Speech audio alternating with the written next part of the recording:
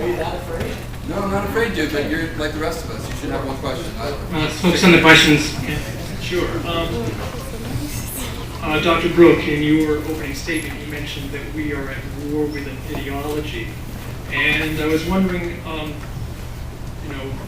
under what circumstances do you consider it valid to be at war with an ideology as opposed to being at war with a nation or a political movement? When that ideology declares war on you, I don't believe that the United States should seek out ideologies to be at war with. If somebody attacks you, and in particular in this case, when somebody has attacked you and they're not affiliated with a particular country, and they attack you over and over again, and you start seeing a common theme around what motivates their attacks, that they state, you don't have to imply anything, they're actually telling you. Then you have to identify who are they and what unites them. Does anything unite them? Is there a connection between the taking of the embassy in Iran and the bombing of the Cobalt Towers and September 11th? Is there a relationship? If there's none, there's none. If they're completely disparate groups that share nothing in common, then you go, okay, we'll roll with these particular groups that have, but here there clearly is an arc.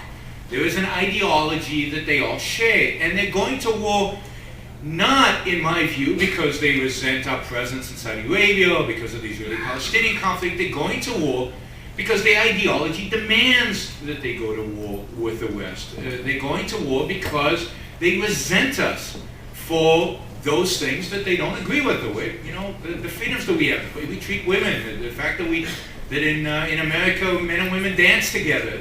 Read Say Could, read what the ideologues behind this movement have to say, what they believe, why they despise the United States. And when they attack you and they tell you why, and they wrap it around an ideology, that's who your enemy is. And I think the same is true even when it is associated with a country.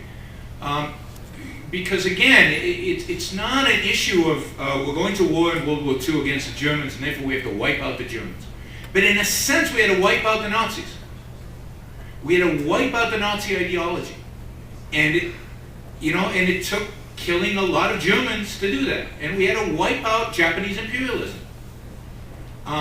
It was a war against those ideologies. When those ideologies went away, we're not at war with Japan anymore. We're not at war with Germany. Indeed, they're some of our best allies today. So I think that most modern wars, and I might be wrong here, but I'll speculate, that I think that most modern wars are fundamentally ideological wars. Sometimes that ideology is associated with a particular nation state. Sometimes that ideology is broader. In this case, I think that the ideology is associated with some nation states, like Iran, and to some extent Saudi Arabia, but certainly the Taliban, Afghanistan under the Taliban.